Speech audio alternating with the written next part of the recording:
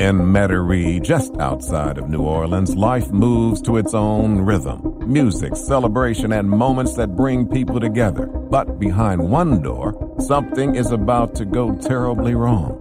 Two people building a life together, seen, loved, known, living boldly and unapologetically in her truth and her love, standing behind her. Their love steady and undeniable. Together, they are creating a life defined by pride, connection, and possibility. Yet, in a single moment, everything changes. As silence settles in, the truth begins to unravel piece by piece. What happens when love becomes fatal? This is the Fatal Attraction Podcast with New Orleans Nightmare.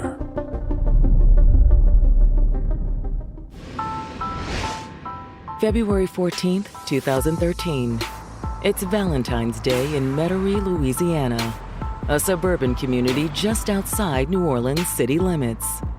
Metairie is a great suburb of New Orleans. It's a smaller area that has a lot of the same amenities of New Orleans.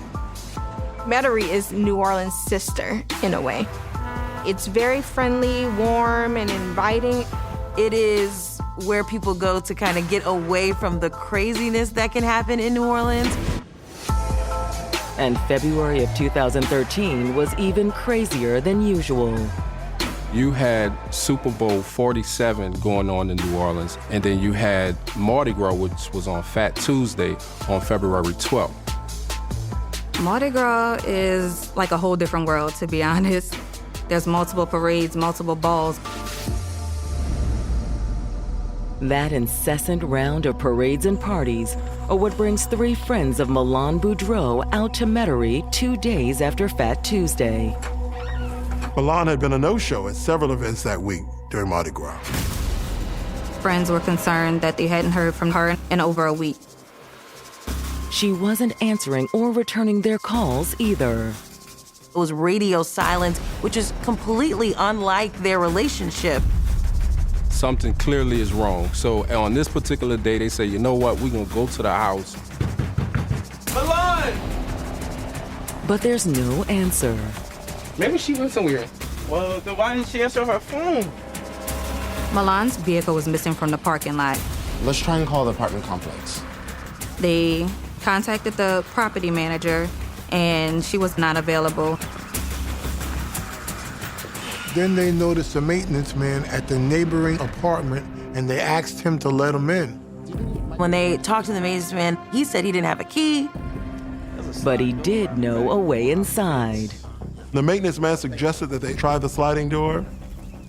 So they ended up hopping the fence. It's stuck. There was a PVC pipe or something blocking the door. Let me try. They were able to jimmy it open. What is this? Oh. They were taken back by the smell. Milan? But much worse awaits them inside.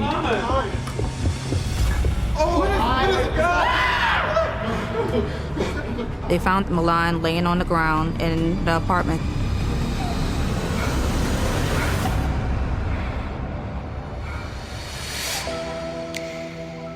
"26-year-old Milan Boudreaux had been living her best life. She was someone that everyone loved.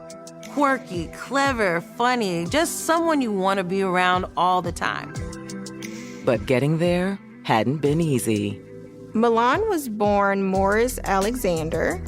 She had a very difficult time growing up as a transgender woman in the South. However, Milan put on a brave face. She walked with pride. She embraced who she was. And she had a knack for bringing that confidence out in others. Milan was a stylist. She loved to help others look good. It was her passion. So, of course, she had all the fashion trends on lock, and she had the hair on point, nails on point, makeup on point. She was also very active in New Orleans' club scene. It's a place where people can freely express themselves. and do not have to worry about judgment and ridicule for their personal beliefs and their sexual orientation. She loved the New Orleans nightlife and had a very close-knit friendship group. However, Milan's life wasn't all play.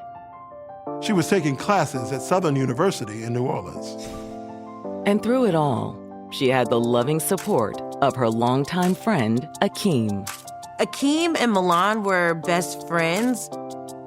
They'd grown up together in New Orleans in this tight-knit group of friends, but the two were like night and day.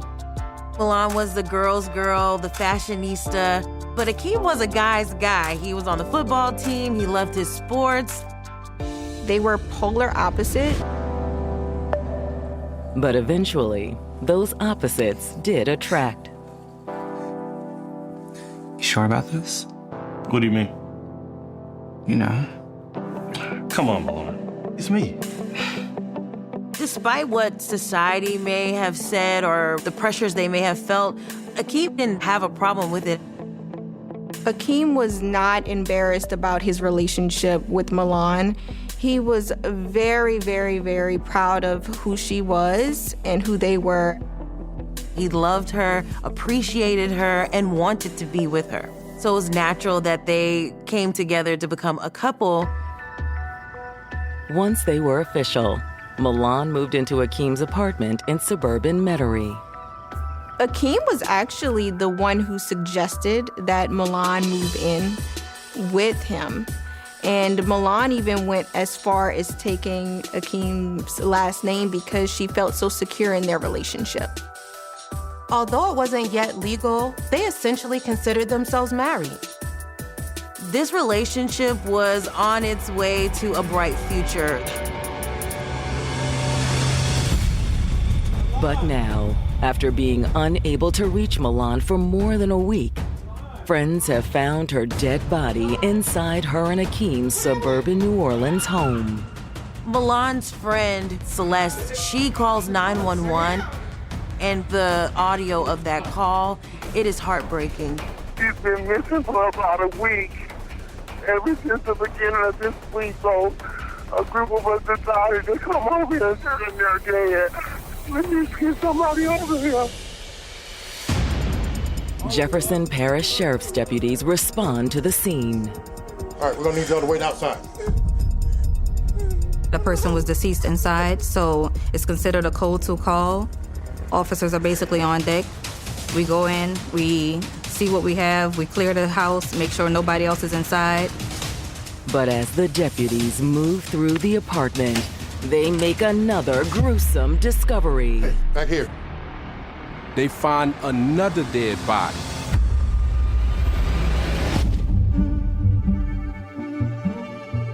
Keep listening, because what unfolds next is more intricate than you ever imagined. This is the Fatal Attraction Podcast. After spending most of her life struggling with discrimination over her identity, Milan Boudreau had found love with her best friend, Akeem. Milan and Akeem established a relationship. People like seeing them together, and his family says that he was happy. They were a very loving couple. But now, after Milan and Akeem have been missing for over a week, Jefferson Parish Sheriff's deputies have discovered 2 dead bodies inside the couple's suburban New Orleans apartment. They knew that they had been there for quite some time because of how badly decomposed they were. They were almost unidentifiable. They were so decomposed. Start major crime. So you can just imagine how terrible that scene must have been. After deputies secure the scene, homicide detectives arrive to begin their investigation. They were trying to determine what went wrong in this apartment. There's speculation as to what occurred. Is it a murder-suicide? Is it a home invasion? Based on the condition of the apartment, a home invasion appears unlikely. There were no signs of forced entry. They were also able to rule out that this was a robbery. No large ticket items were missing. However, neither victim had a cell phone on them. And while the detectives suspect the victims are Milan and Akeem, what happened inside the apartment is less clear. Due to how badly the bodies were decomposed, they were unable to tell on scene exactly the cause of death. Although there are some clues. There was a .380 shell casing found at the scene. And there was no gun found anywhere in the apartment. Detectives were able to rule out a murder-suicide. Jefferson Parish are now investigating this as a double homicide. While the medical examiner's crew removes the bodies in order to confirm their identities and determine exactly how they died, detectives speak with Milan and Akeem's friends, Scott and Brandon. Milan's friend Celeste was too distraught to give her statement at the scene. She was devastated. This woman was looking for her friend and then found her in this state. The detectives begin by trying to establish a timeline to determine when the murders occurred. The state of these bodies, they were so badly decomposed, told them it had been quite a while. When was the last time you saw Milan? Monday night at a club. About what time? About 12:30, 1 o'clock in the morning. That would be the early morning hours of February 5th. So that was 9 days before the bodies were discovered. All right, why did you go over there today? I called several times and several other friends called also. Everyone was getting word. Both Milan and Akeem were very active in their friend groups and their communities. This wasn't like them to just disappear. In fact, Scott says he'd been so worried he'd dropped by the apartment on Monday. And that was the 11th, 3 days before they found the bodies. I didn't knock on the door because I didn't see a car. He thought, okay, maybe they're out of town. When people go missing, there are lots of different possibilities of why they went missing, whether they just want to get away from life stress, their environment. But after several more days with no word from Milan, Scott, Celeste, and Brandon had decided to try again. They had a very strong feeling that something was wrong. But when they got there, her car was still gone. Maybe she went somewhere. They got no answer on the door. The front door was locked, and that's when we sat out. I talked to the manager. That didn't work. So when the maintenance man suggested that they try the sliding door, they did not hesitate. We said, let's do it, because we both worried. Like, we don't go a day without really talking to her. But Scott is still in shock from the horrific scene they encountered inside the apartment. The friends can't believe what happened. They have no reason to think their friends would be dead like this. Any idea who would have dug them home? No, ma'am. This was a couple who didn't appear to have any enemies.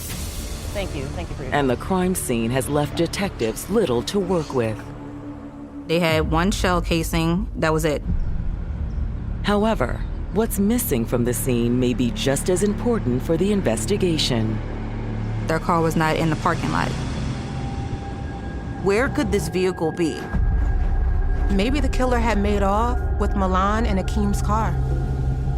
Hoping it could lead them to the killer, detectives issue a be on the lookout for the vehicle. At this point, detectives were grasping at straws. Although when detectives receive the autopsy results, they do at least confirm that the victims are indeed Milan and Akeem. The autopsy also confirmed how they died. Milan and Akeem both suffered with gunshot wounds to their head. They'd both been shot execution style. Akeem had been shot in the side of his head. The angle of Milan's wounds suggested that she was in front of the attacker when she was shot. But who would want to execute the couple? With little else to go on, the detectives start digging into Milan and Akeem's past. They wanted to know who are these people affiliated with and what would lead to this crime.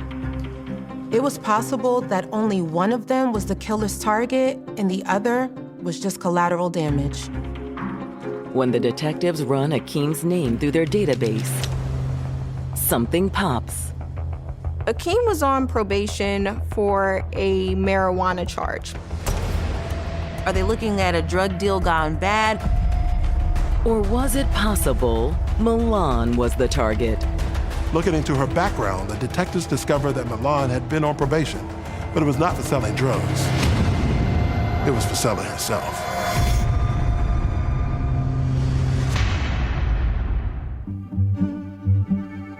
Stay tuned, because someone's story is beginning to fall apart and detectives draw closer to the truth. This is the Fatal Attraction Podcast. Detectives investigating the deaths of Milan and Akeem Boudreaux have uncovered information that may have contributed to the couple's execution-style murders. Akeem was on probation for a marijuana charge, and Milan was a sex worker. Milan was arrested 8 months prior for prostitution, and she was also on probation. And now detectives wonder if either could have been a factor in the murders. Are they looking at someone who was upset about a drug deal? Or was the killer one of Milan's clients? Sex work is a very dangerous line of work because those who do sex work are less likely to report sexual harassment, assault, and stalking. You can imagine for detectives that the sky is the limit here. Hoping to learn more about the couple's illegal activities, the detectives reach out to more people in Milan and Akeem's circle of friends. Their friends admit that Akeem had been selling weed on a small scale. They needed money to support their living. Friends say that Milan had turned to sex work for much of the same reason. Trans women are likely to experience hiring or workplace discrimination. This can make it extremely difficult to get a job and keep a job. And since Milan was also paying for school, the money she made at the salon wasn't always enough. Many trans women are forced to do sex work because they have no other way of making a living. Milan would meet up with gentlemen from Backpage. Backpage was a classified advertising website that was shut down in 2018 by the Justice Department for facilitating prostitution. It might have not been the ideal thing to do, but they were young, in love, and they needed money. And in light of the inherent danger of sex work, friends say the couple took precautions. That's him. All right. I'll be in the bedroom. Be careful. For her safety, the arrangement between Akeem and Milan was to take these appointments at their home. But now detectives wonder if those precautions had led to a double homicide. Now, if the killer was a client, that would explain why Milan was killed in the hallway and Akeem was killed in the bedroom. Hoping the mystery client may have contacted Milan to schedule the appointment, the detectives subpoena her cell phone records. That might also explain why her phone was missing. The killer might have taken it, thinking that their number would show up in the call or text logs. Then, while waiting for the phone records, detectives receive a call from Milan's mother. Homicide. After the police released the crime scene, she and Akeem's family started cleaning out the apartment. Yeah, we were cleaning out their things and I noticed something. Milan's mom realizes her laptop is missing. It wasn't on the list that you gave us. Did you guys take it into evidence? No, ma'am. So now there's no car, there's no cell phone, there's no laptop. Okay. Detectives assume the killer took it for the same reason they may have taken her phone. Since Milan was advertising via an internet site, the computer may contain information leading to the killer. But when they receive Milan's phone records, they don't get detectives any closer to identifying a suspect. The calls and texts Milan made prior to her death were only to her friends and family. So she must have been using email or a texting app to talk to clients. With her phone a dead end, the detectives focus on Milan's missing car. Detective, can you come look at this? They pulled traffic footage from the area around Milan's apartment, and they see Milan's car. On the video, it appears to be traveling away from the apartment. The timestamp was February 5th at 9 p.m. The detectives are convinced that the killer had made off with Milan and Akeem's car. But if detectives can find it, will it lead them to Milan and Akeem's killer? On February 16th, 2 days after friends found Milan and Akeem's dead bodies inside their apartment, police in Baton Rouge respond to a domestic disturbance call. Baton Rouge is about 80 miles outside of New Orleans. Get in the car. Get in the car. They were called out to a domestic violence altercation in the middle of the street. When the police arrive, they find a man beating a woman outside a car that's stopped in the street. Once he realizes the police are there, the man tries to make a run for it. Hey, stop. He doesn't get very far. Police catch him. The man's name is Melvin Miller. The woman he was assaulting was his girlfriend, Sienna Hampton. Put your hands behind your back. But will an assault charge be the only thing Melvin's facing? When the police run his tags, they find something really suspicious. He was driving a dead woman's car.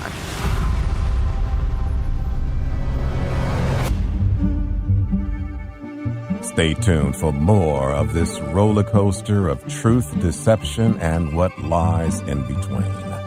This is the Fatal Attraction Podcast.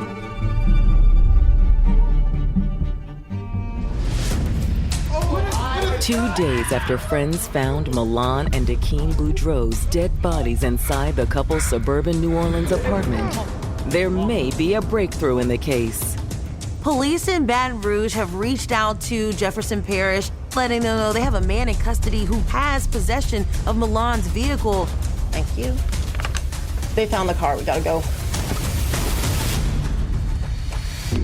Jefferson Parish detectives immediately make the hour-and-a-half drive to Baton Rouge. Time now is 4:20 a.m. I'm speaking with Mr. Melvin Miller. They have questions for this man.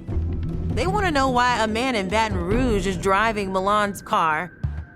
But when they ask him how he ended up with Milan's car, Melvin says he had no idea it was stolen. Melvin stated that he had bought the vehicle off a gentleman at a gas station on Plank Road in Baton Rouge. There was a for sale sign in it? Yes, ma'am. Melvin said that while he was looking at the car, a man approached him and started negotiating a price. He gave me how much I had, like $800. Okay. He says he handed over the $800, and the man had simply given him the keys. Did you get a bill of sale or anything? No, ma'am. The title? No, ma'am. In fact, Melvin said he didn't even get the man's name. He said he seemed to be in his 20s, he had dreadlocks. You didn't get a phone number? No, ma'am. I ain't had no phone. Melvin had an answer for everything. But the detectives have their doubts.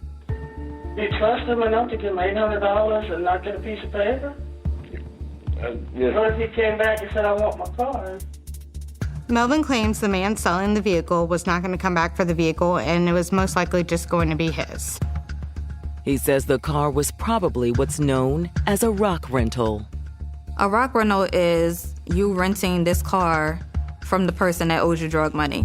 So since they don't have the money for their drugs that they're getting from you, you take their car until they're able to pay you your money. It's essentially collateral. If you don't pay up, the dealer will sell the car to recover some of the money that you owe. Or could there be another reason the man was so eager to sell the car? Maybe it tied him to the murder. Still, before the detectives look into the mysterious young man with the dreadlocks, they'll need to rule out Melvin as a suspect. You weren't in New Orleans or Jefferson Parish or that area the week after Super Bowl? No, ma'am. Or last week, Mardi Gras or anything? No, ma'am. Melvin swore that he had not been in New Orleans in weeks, and that he was actually out of town the night of February 5th. Okay, where did you go? To Texas. Texas? Uh-huh. Melvin tells detectives he'd taken a bus to Dallas. What bus? The Greyhound bus. You still have to take it? No, man. It's at this point Melvin's alibi begins to get a little bit shaky. You got the ticket in your name? Mm-mm. What name did you use to get the ticket? Somebody else's name. I ain't want my girl to know that she don't like me leaving town. My girl, that's why. Melvin told investigators that he was going to see another female in the Dallas area. Okay. All right, but you didn't go to New Orleans? Nuh-uh, I didn't be making noise. Okay. And you didn't get that car in New Orleans? No. He started to get defensive, asking the detectives why they were so interested in his new car. That's when detectives dropped the bombshell. The car you're in belongs to somebody's dad. All right. That's why you're here. That's why you're here. The person who owned the car was murdered, and the car was taken. At that point, Melvin Miller then asked for a lawyer. You want to end the interview and get a lawyer? Yes, ma'am. However, while asking for an attorney allows Melvin to stop the interview, it doesn't keep him out of jail. Investigators are able to hold him on a parole violation of possession of stolen property, which would be Milan Boudreaux's vehicle. For the moment, they don't have enough evidence to charge him with murder. Although when the detectives start digging into Melvin's alibi, they soon sense they're on the right track. The first thing that investigators looked into was the woman in Dallas. There wasn't a woman in Dallas, Texas with the name that he gave. Canvassing the gas stations on Plank Road is also a dead end. There is no evidence to support Melvin's story about buying the car. Nothing was adding up. It quickly becomes evident that Melvin Miller is not telling the truth. However, there is still one thing missing. Detectives hadn't been able to place Melvin anywhere near New Orleans at the time of the murder. But will that change when the detectives receive an urgent call on February 19th? That's 3 days after the Baton Rouge police had caught Melvin with Milan's stolen car. Okay, why don't... While Melvin is being held for that parole violation, and the story about Akeem and Milan Boudreaux's murders are all over the news, they receive a tip from a friend of Milan's. Milan's friend is a trans woman named Christine Harper. She says she has important information for the detectives, so they bring her in for an interview. My friend said that they caught a guy in Baton Rouge with Milan's car, that he's in jail. She said the guy has a tongue ring. Christine says she knew exactly who her friend was talking about. She said that it immediately came to my mind, the guy, Melvin Miller. Christine told investigators that she had been talking to Melvin through Facebook, and he had expressed interest in her. He was a guy that had a thing for trans women. A little over 2 weeks ago, they tried to arrange a meeting. Christine says she and Melvin never did hook up, but the date of the abortive encounter does catch the detectives' attention. They were supposed to meet up on February 5th. So that's the Tuesday after Super Bowl. Yes. That's the day Milan and Akeem were murdered. And according to Christine, Melvin was in New Orleans. He specifically called me and said he was on Canal Street.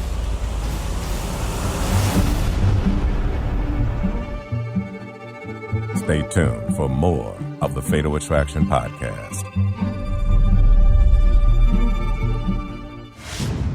A friend of Milan Boudreaux has just told detectives that Melvin Miller, the man detectives suspect killed the 26-year-old and her boyfriend Akeem, was in New Orleans at the time of the murders. Christine received a message from Melvin saying that he was going to be on a Swift bus coming into town to see some friends in the New Orleans area, and he wanted to come by and hook up. She said they mostly communicated over Facebook or KRK Messenger. It's like a free messenger app. Unlike regular text messages, KIK would leave no regular text messages on someone's cell records.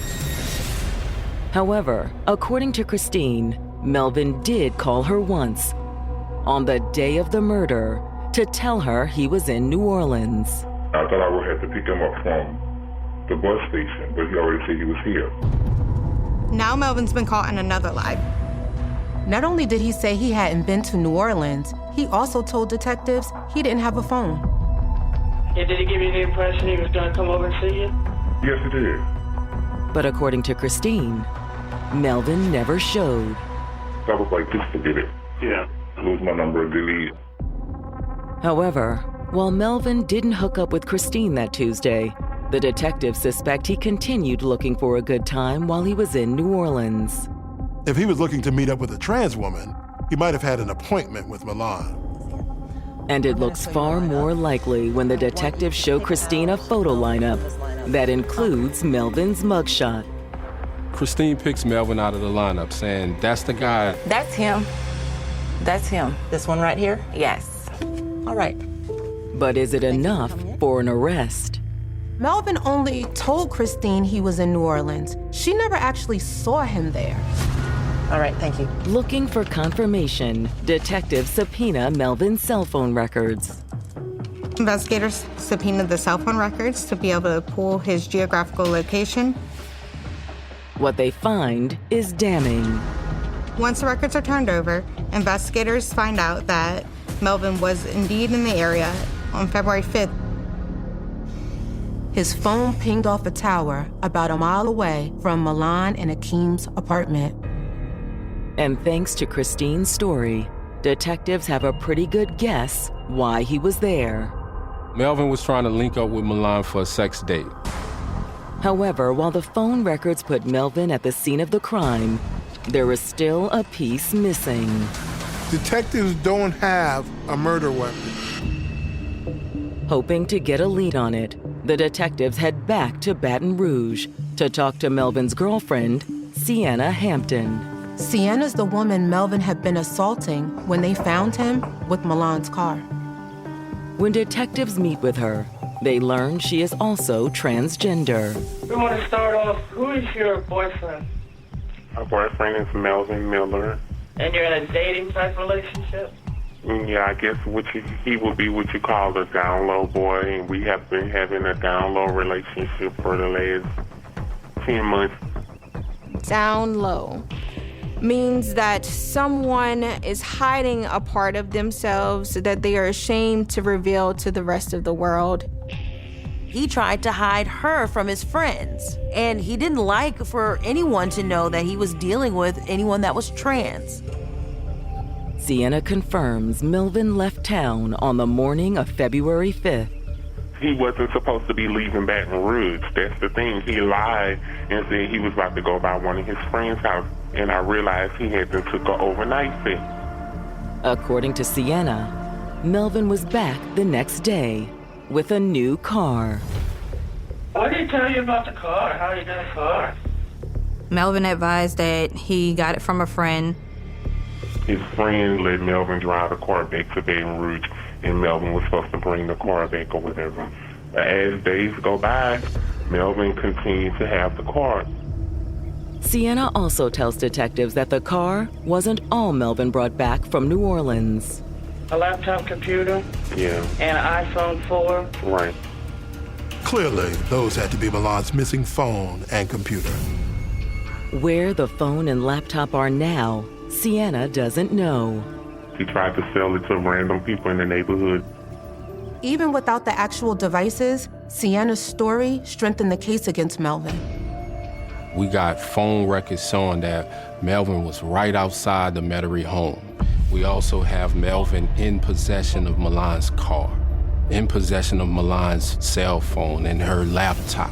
So law enforcement has a compelling case. And thanks to Sienna, it's about to get even stronger. She tells the detectives that Melvin had a gun. He stole the gun from a friend of his. According to Sienna, he had it with him when he went to New Orleans. How you know? Because he came home, he unpacked, he put it back on the shelf.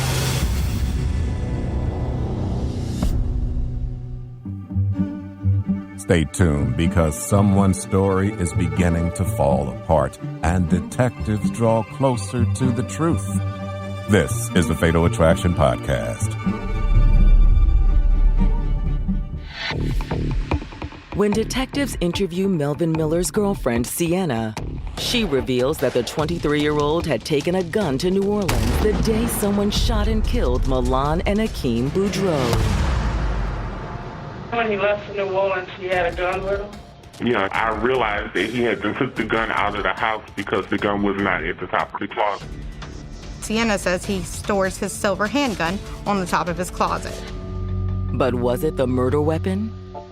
You know the difference between a revolver and a pistol? Yes, I do. Okay, was it a revolver or a pistol? No, it's not a revolver. It's like an automatic. Okay, is it bigger than my gun? No, it's smaller than your gun. While Sienna didn't know the exact caliber of the gun, her description is consistent with the murder weapon. After talking to Sienna, the detectives secure a warrant to search the apartment she shares with Melvin. During the search, they were unable to find any trace of a handgun, so they believe Melvin must have gotten rid of it. Failing to find the murder weapon is a disappointment for detectives. There was no direct evidence tying Melvin to this crime. However, it isn't enough to stop them from charging him with murder.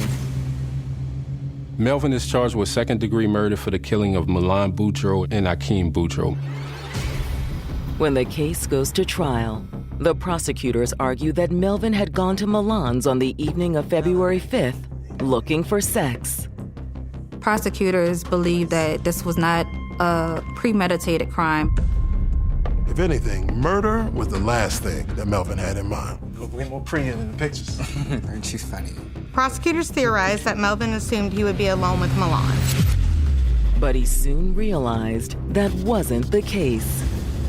Sorry, I'll give y'all some space. Who's that?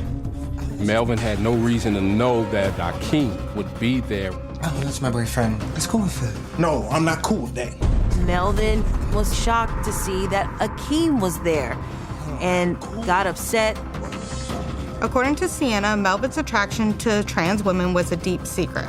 I'm not cool with that. One he would do anything to protect. It's not cool. Oh my God.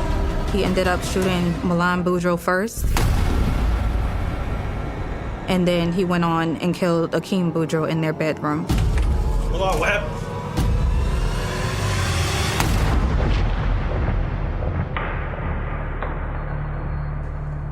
According to the prosecution, Melvin killed Milan and Akeem to protect his secret.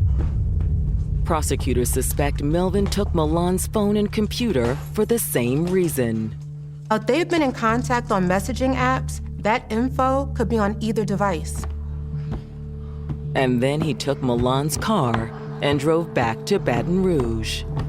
He was still driving the car almost 2 weeks after the murder. When it's the defense's turn, they argue that there's a perfectly innocent explanation for why Melvin had Milan's car. The defense stands by Melvin's original story that he bought the car from a man with dreadlocks at a gas station in Baton Rouge, and that he was the actual killer, not Melvin. We had no witnesses saying that Melvin committed these crimes. We had no video evidence to show that Melvin went in the house. It was purely circumstantial. But will that be enough to raise reasonable doubt with the jury? The jurors find Melvin guilty on 2 counts of second-degree murder. He's sentenced to life in prison without the possibility of parole. Not that any amount of time can make up for everything Melvin destroyed in his moment of panic. Milan and Akeem lost their lives, mainly because Melvin didn't want to express his true identity, or he didn't want people to know what his sexual preference was. Marginalization, systemic oppression, hate crimes, all of these things matter because it trickles down to the individual person or the individual people. It's a shame that Melvin couldn't live his truth. And because of that, he took the lives of two people who did live their truth. It's just a horrible thing that this was a gruesome murder of two people in love.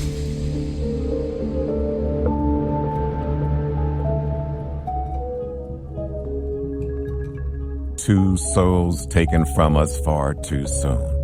Milan, a radiant icon and fierce LGBTQ activist, lived with unwavering courage and heartfelt conviction, embracing her truth unapologetically and building a life filled with purpose and passion. By her side was Akeem Boudreaux, her devoted partner and deep love, an essential part of the future they were creating together.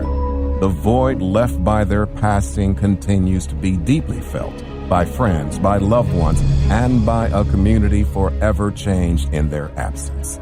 They are cherished, they are loved, and they will never be forgotten. Coming up on the next episode of the Fatal Attraction Podcast.